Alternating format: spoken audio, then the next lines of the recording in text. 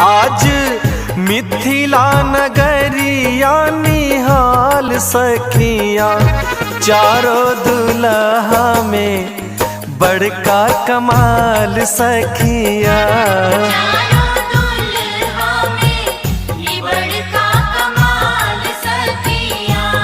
आज मिथिला नगरिया निहाल सखिया, आज मिथिला नगरिया निहाल सखिया, चारों दुल्हा में ई बड़का कमाल सखिया, चारों दुल्हा में ई बड़का कमाल सखिया।